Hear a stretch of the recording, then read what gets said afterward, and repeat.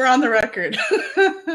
Good morning. Hey, good morning, Future Media Association, and your host, Marian LaSalle, along with her fun-loving criminal friend, Russ Johns. Hey, we're here today and going to share a couple of things, just kind of blab a little bit about what's going on in life and the pursuit of technology and some of the things we've been doing, and invite you into the show. And we're going to continue to grow this thing. And I think, I see the same names come up in Blab on a regular basis. Have you noticed that, Marian?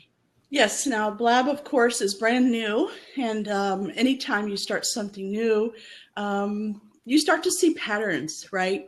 And that definitely, it's the nerds here right now. And I see that the big wigs in the world are starting to make their plans to come to Blab. They're starting to do Periscope and Blab together. They're doing all these really cool things. And then the masses of people will start flooding in, and you're going to see chaos for a while, and then it'll settle down into another pattern. It's pretty cool how that works. Yeah, and it's it's no different than any other platform that we've seen evolve over time. That's right. And the amazing thing, we talk about this stuff like it's been going on forever, and it's not that long ago. No.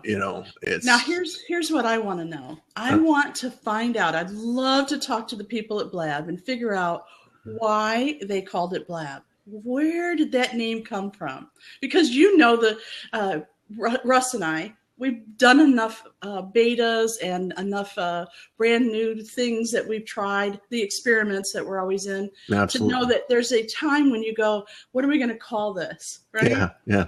And so there's and what was that process like for Blab? I want to know, and how they decided, that's the name Blab. I have to believe that there's probably a Blab recorded and has that on there. It's a replay somewhere. The funny thing about it is the Blab session is actually, the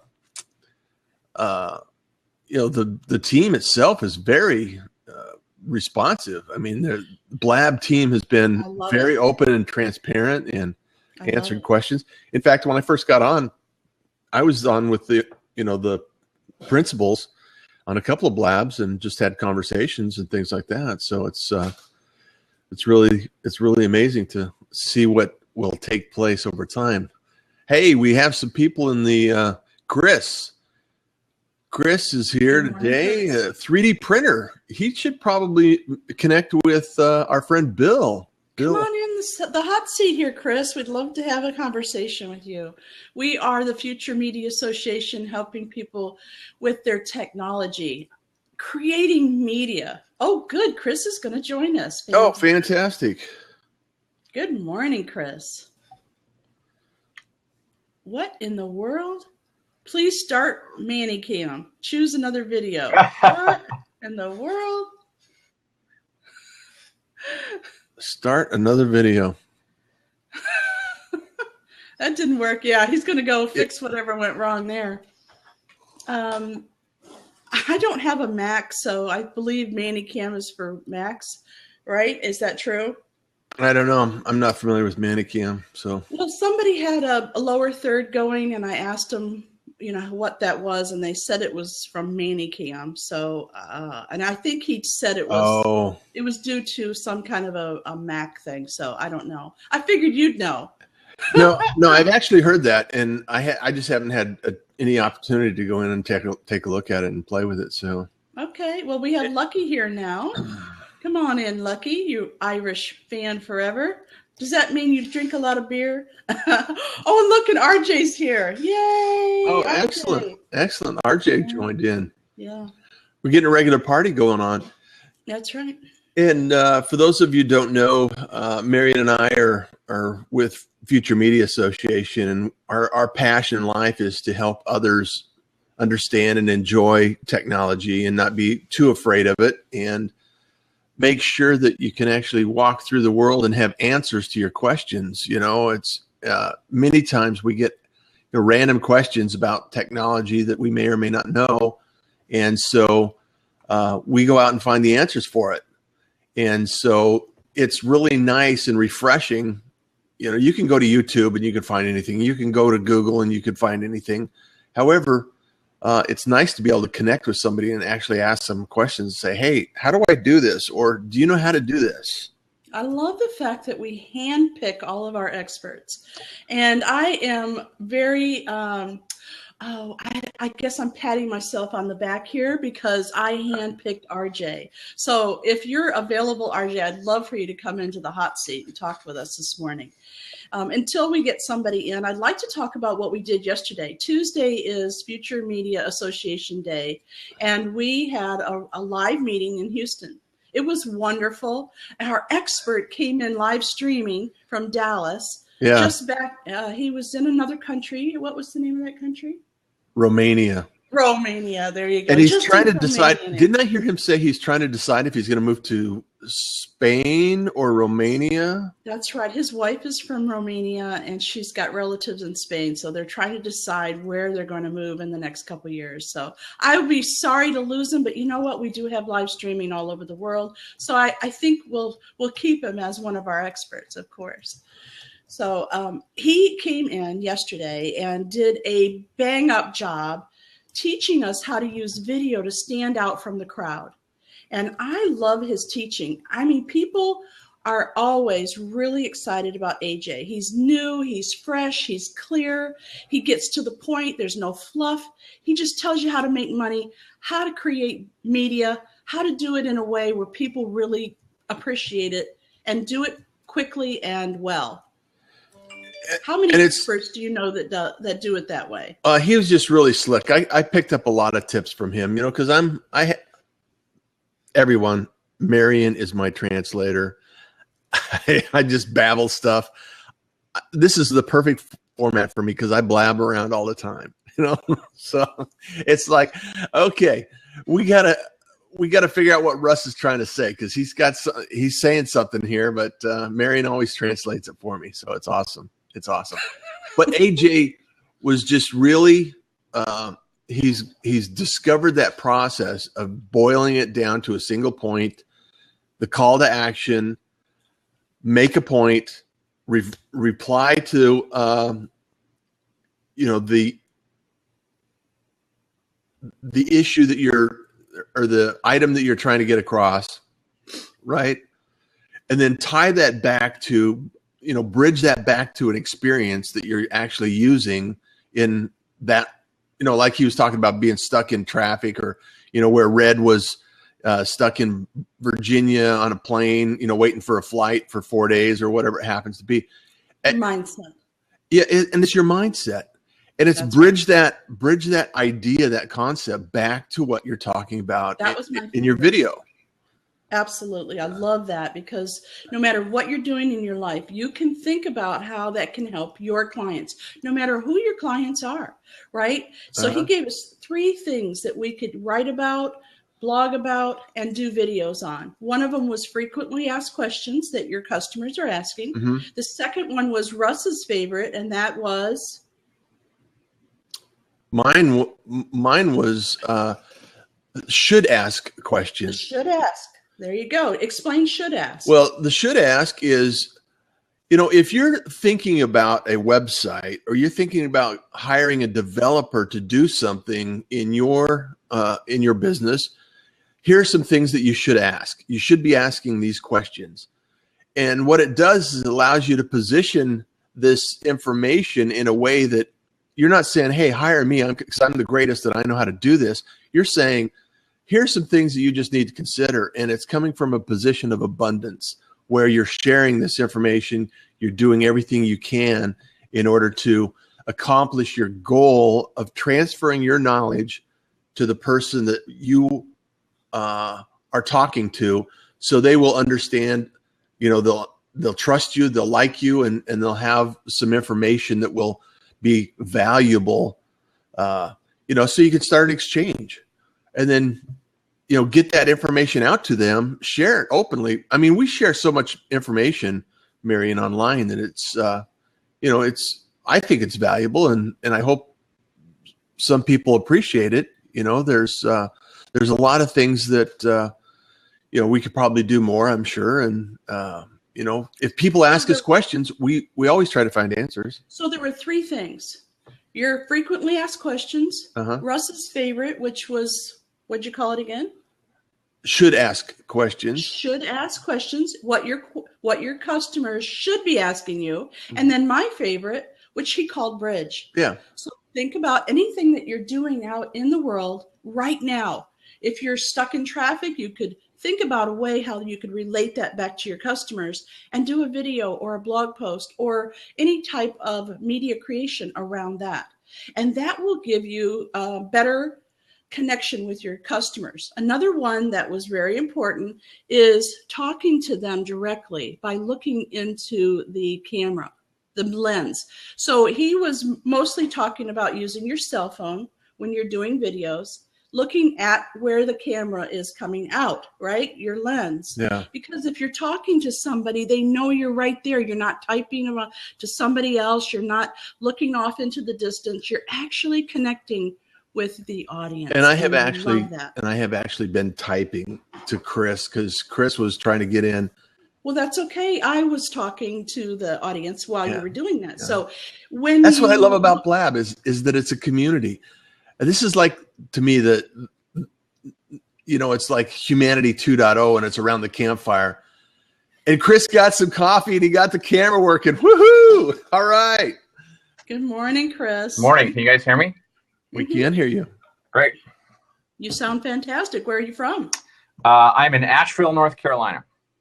Oh, okay. North Carolina. Are you having many of the rain that the South Carolinians are? I'm sorry, what? I hear the South Carolina is having some rain. Yeah. That's about an hour and a half, 2 hours south of us. Oh, okay. Yeah, I'm up in the mountains. Are you doing okay, though? We dodged the bullet, so we're okay. We just got a lot of rain, but South Carolina, about an hour south, and then into Columbia got it really bad. Oh, man, they've had some horrible rain for, back to back. Oh, you got echo all of a sudden. Yeah.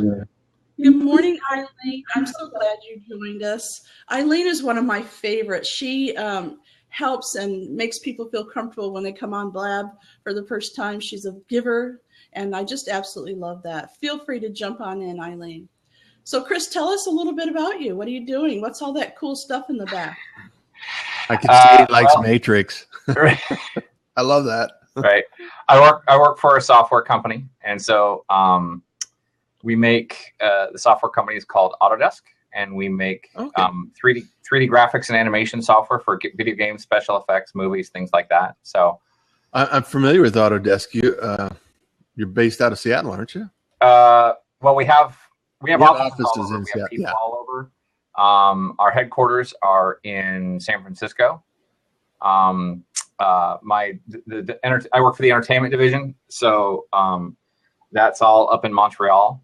And I was in Toronto last week and New York City a couple weeks before that, doing some presentations. I'm a technical evangelist for our software, so I'm actually trained as an animator, but I use technology a lot, and I've done a lot of teaching and training and consulting, and I can take. If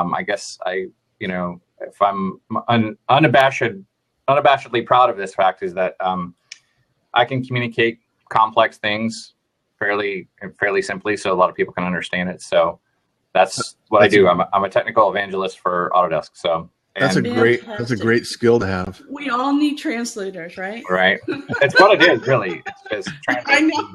I'm a translator. I understand it. I totally get it. Chris, it's funny too, because one of the programs I use to just online, quick, easy access to change images is from Autodesk, and it's PixLR. Sure. Yeah. Yeah. And it's just simple, quick, and easy, and it's just a plugin for Chrome. And then there's another one. There's a couple of others in that family that you have that. And I just thought it was curious because my first experience with Autodesk was CAD programming. Well, that's what we're known for. Yeah, that's what you're known for. We're known for that. AutoCAD. If I tell people when they don't know, actually, we're probably one of the biggest software companies that you don't know about, because if you drive a car, sleep in a building, walk on a sidewalk, drive on a road, fly in a plane, you are in something that has been touched by our software, probably. More than likely, yeah. and then I work for the entertainment division. So if you went and saw a movie, played a video game, you know, we create 3D content for that. So we you know, that we have 3D applications, like professional level 3D applications like 3ds Max and Maya, and some high-end visual compositing software, Flame. So you know, it's Maya is a very powerful program. Yeah, Maya and 3ds Max are both the industry standard. 3ds Max is more well, they both do the exact same thing. A lot of gamers and visual effects people use 3ds Max and straight up 3D animation, you know, like DreamWorks or, well, I don't know if they use our software or not. I'm technically not allowed to say that or not, but companies like DreamWorks or, you know, and more character-driven animation people are going to use. So if we see a cartoon, there's probably a likelihood that Autodesk has been involved in that as well. Yeah. Very cool. So we have a question. Sure. Volar Kingdom is asking, can we create entertainment that promotes business as well? So I'm assuming you mean creating some kind of media that looks like entertainment or makes people feel good, right? Because that's what games do, right? Sure. It makes us feel good. Yeah. And it promotes business. I say absolutely. Yeah. I see it everywhere, right? Cartoons, sketches of people. It's really all about the story, right? So it's like, Yep. you know, I mean, the software we make is really just a pencil. It's a glorified pencil, but it's a pencil, right? I worked with a guy, one of my good friends was a technical director at Disney, and he would, and he was kind of my mentor. Like he and I were good friends, and we worked, when we were in higher ed, we worked together. And he always used to say, you know, what side of the keyboard are the smarts on? They're on this side of the keyboard. Hopefully, not right? one side of the keyboard, they're on this side of the keyboard. So Hopefully. See, I was in IT, supporting IT, and we always had you know, the any key person. You know, it's like, okay, press the any key, press any key. It's like, right. Right. So sometimes that's a question. Right. Well, sometimes my answer, oh, that's not a keyboard problem. That's an ID10T problem. ID10T or a PepCAC, yeah. Right.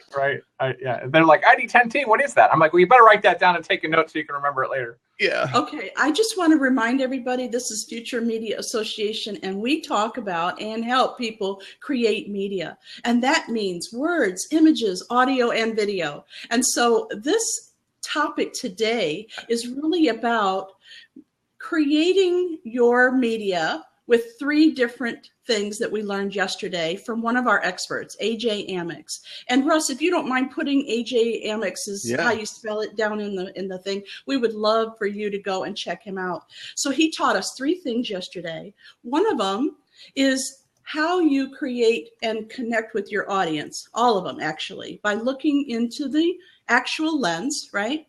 And then when you're creating your media, think about your audience and how they want information from you. So frequently asked questions. If you can do videos, blogs, audios, create whatever it is that you do on Autodesk, I'm not sure. If you can think about that as you're writing your material or your skits or your sketches, you can really hone in on what they're looking for. Then Russ's favorite. I was, you know, the should ask questions. Should ask questions, right? Yeah. What are your customers, what should they be asking? And then my favorite, which is all about bridging. AJ called it bridging. Yeah. So as you're going about your daily business, what's happening to you? Are you stuck in traffic? Did you stub your toe? Did your cat, bite the dog? Whatever it is, you could relate that back to what could help your customers. So I thought that was awesome. So it's really like what Chris was talking about, it's storytelling, and Pixar and Disney do that so incredibly well. They have that storyline. And so Chris, I have a question for you. Is there any software that you have in that family of, that toolbox of Autodesk that a beginner, that wants to start into animation, or, potentially just add some interesting elements to their message online in a social platform. Are there any tools that you would recommend or want to share to help that story out and bridge that message to the either sure. in video or in just regular? We're Autodesk. Obviously we're about digital content creation, and we're not so much about finishing and delivering. So a lot of the content, it just depends on where you are with your comfort level. I mean, obviously the software that I use is fairly high-end software. We're doing lots of big things with it, but it doesn't mean you can't use it. So if you're comfortable with a lot of technology, you can jump right in with 3ds Max, and you can get the trial and try it out there. We also have a number of consumer level products. We've recently gotten into the consumer business with like Pixlr and 123D. If you go, I think it's 123D apps. Hang on, I wasn't actually expecting to talk about this. This is my first blab ever, so forgive me. Congratulations on your first blab. Yes, come on Fantastic. 1, 2, 3. Hang on, Exactly. I gotta Google my own company stuff. RJ and I are giving you lots of hand claps here. You're already up to 110 or so. All right. If you go to 123D app, here, I'll put the link in the. Yes, put the link in the chat room. Hold on. And what does that do for us? You said it's for us consumers. All right, so we have a consumer, and forgive my lack of specificity because I'm in the entertainment division, and this comes from our consumer division. So it's a series of consumer level products that either work on your desktop or on your mobile device. Okay. And they do a number of things. One of them, like for example, there's 123D Catch, which is really cool. You use your smartphone and you take a bunch of pictures of any 3D object. Or excuse me, let me back up. You take a bunch of pictures of any real world object. And it shoots the pictures up to the cloud. And then once it processes it up in the cloud, and then it delivers back to your phone a 3D model of what you just took a picture of. Oh, wow. Right. So I could see very easily that, doing that bridge motion, it's like, okay, hey, I saw this great toy for my child and I wanted to take a picture for it. And then you can do, here's a 3D, I created this cool 3D model. What do you think? Right. And then when people respond, you can actually engage with that. So we call that reality capture. So I've seen one of my coworkers used it he was building his house and his house is on a slope. So they were having trouble visualizing how their front porch steps were going to come off the slope. So he got out there with his camera, took a bunch of pictures, got a 3D model of it from his phone, put it into one of our high-end entertainment applications, and recreated what the front porch should look like based on the 3D model he captured off his phone. There's other programs like Memento, which is, if you want to get into 3D applications, that's a good one. That's kind of an intro, or Memento, I'm sorry, Mesh 3D. I get confused because we have so many. Mesh 3D. Mesh 3D is if you want to get into like 3D applications. Memento is the desktop version of 123D Catch. There's also there's a bunch of them. There's electronics applications. There's let's see. That's all the apps. There's 123D Design for doing design visualization of buildings and spaces. There's 123D Make, which allows you to basically design a 3D puzzle and you can print it out. Mesh Mixer, that's the not Mesh 3D, it's called Mesh Mixer. Mesh Mixer. Yeah, if you go to 123D app, they're all right there. Okay. 123D Sculpt is really fun. Get that on an iPad and give that to a kid. Excellent. That's digital clay. I have a grandson that would love that. Right. So Russ, really the maker movement is really part of it. And 3D printing, obviously that's a huge thing that, we're involved in right now. So there's any number of ways to do it. But, the original question was, can we use entertainment to tell stories in business? I mean, we do that all the time, but we don't realize it. It's like... But you can be deliberate about it. That's what I'm getting at. Yeah, you can actually create a story for the sake of business. Sure. Yeah. Yes, you can be very deliberate about it. Just be thinking about what's happening to you during the day, and you can then focus on what your clients can learn from that, your Right. prospective clients, your community. And that's what it's all about. So we only have a couple minutes left. We are a half an hour show. We will continue to talk after the camera goes off, but we will close right out at 9 o'clock. So I just wanted to let you know that. From the recording. We are Future Media Association, and we encourage you, lifetime learners and experts, to come and join us at futuremediaassociation.com. We're opening chapters all over the world. We're excited. We're bringing in experts that are creating life-changing training. Evangelists, even, maybe, Chris. Yeah. There you go. Can you tell I'm a little excited about it? Yeah. It's a lot of fun. We have every Tuesday night, we get together in a room that's basically a video conference room. It's a Zoom room. Have up to 50 people in, and our experts usually join us. So we talk about anything about media. You answer your questions. And Russ has always got something cool to add. He keeps us laughing. Well, we're living in a unique time in our history, and Chris, you've probably seen it develop over time, and I know Marion and I have, is we started out when analog phones were still, the popular thing, and you had to run, and you could only reach so far away from the phone on the wall, right? So it's an age of discovery now, and now we have kids growing up right now. They had an iPad in their hand, so it's intuitive. The technology is all around them. However, the information age is just beginning its early stages, and Amazon the other day announced that there was going to be a release of database that will be available in memory. It'll run in memory, so it will run so much quicker. And for 3D printing or 3D animation or something like that, if you're running against any kind of a database when you're working on these big, large projects, that's going to increase the speed of render. It's going to increase the speed of access to information. And, having these communities like Blab and doing, mind share against ideas, entrepreneurs that can actually see the opportunity will connect unrelated topics as a result of a conversation like this and discover new things and say, if I took that technology and moved it over here and did this with that, I could do something that would be amazing. And it's happening all the time, like 3D printing in the medical industry. 3D printing didn't come out of the medical industry. However, they're using 3D printing now to make organs, create organs.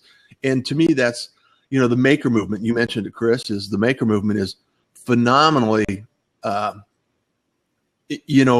making progress all of the time and making amazing movement in the manufacturing process. Russ and I have a friend that lives in Fort Worth who is a 3D maker. I don't know what you call them. There might some kind of expertise in using these 3D printers, but he has figured out that women who are pregnant want a 3D image of it's not an X-ray. What do they do? Sonogram. A sonogram. There you go. They take the sonogram and they turn it into a 3D image, and now they can have that sitting on their shelf. It's just, it's amazing. And I think his business is just going to explode. Right. Yeah. And we have another. Have you seen what Microsoft is doing with the HoloLens? Tell us. In one way, we have this push from digital to the physical world, right? Right. So you have all these 3D, everybody's making these things in virtual spaces and then printing them out into real spaces so that we can, hold them and, do whatever. Like, I have a 3D printed, cell phone stand. I needed a cell phone stand, so I found it online and printed it. Right. So, right. But Microsoft is going the other direction with augmented reality. So, if you haven't seen, go Google just Microsoft HoloLens, HOLOLENS, and watch some of those demonstrations. It's unbelievable. So it's a device you wear on your head. It's a computing device. and it's a pass-through system, so you can still see the world that's out in front of you. But what it does is it superimposes 3D objects into your world. And the quality, I was doing some of this as research when I was at the University of Central Florida about 10 years ago, but the quality is approaching, photoreal, maybe not photoreal, but really, really, really good. And so you can actually, see things in your world experience that aren't actually there. So, for example, if you're doing medical, if you're doing internal medicine, or you're a med student, right?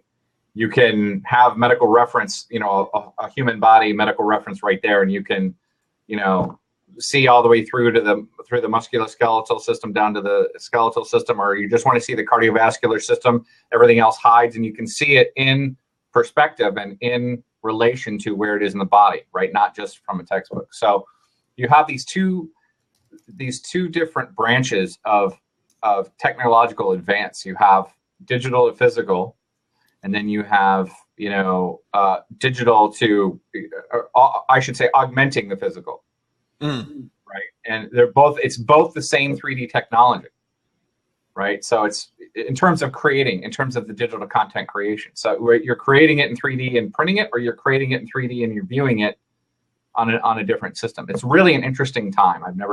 It is. Yeah, and that's the thing that I love. Yes, Marion.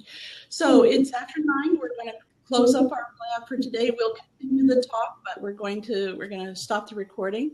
I just want to invite you one more time to come on over to Future Media Association and join us. We are creating wonder. Okay, that's a good way to put it. I feel like a brand new, I don't know, Disney World or something. We're creating all this new cool stuff. So come on over and join us. We've got some fun people, some eggheads. We've got a little mixture of everything.